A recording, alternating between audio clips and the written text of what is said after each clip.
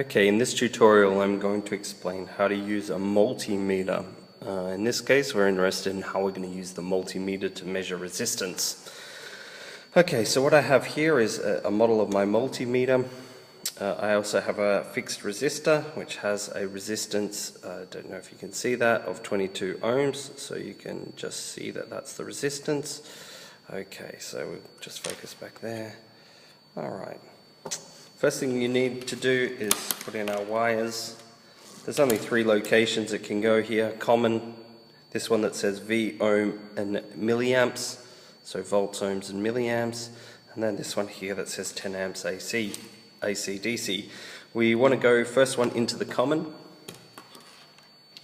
And the second one we want to use the V, ohm, milliamp. Plug it in here, we got the 2. Now we just want to test if this works, so the first thing we need to do is turn the switch around to where it says ohms here. So we want to, let's just start with say 200 kilo ohms, and we notice that when we touch the 2 together we should get a reading of 0, meaning 0 resistance. Okay, that makes sense. Now 22 ohms here, if I just then place these onto my resistor. You want a good connection here, so you might just want to hold that. A little hard for me to do with a broken finger, but anyway, we'll see if we can get there. Alright, this is going to be a real pain. I'll just push this into here, just to make sure we get a good connection. Can't hold it on accurately. Okay, Okay, so now we've got them both there, and telling us we've got resistance. We should move that to 200 now, since we're measuring very, very small resistances, and you can see that that's reading 23.2.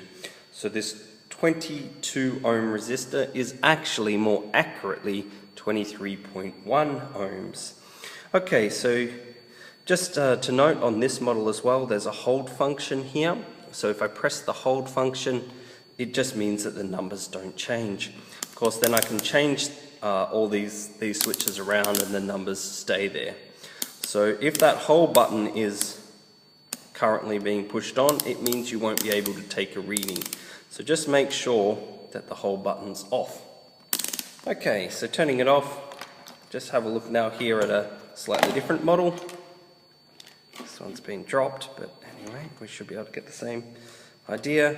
Once again, in this case, the common is here, and the V, ohms, milliamps is here, so we plug into both of these. And we'll switch that around to 200, and we get, once again, 24 ohms in this case, so 24.2. So that's how you use a multimeter to measure resistance, or as an ohm meter. Thank you.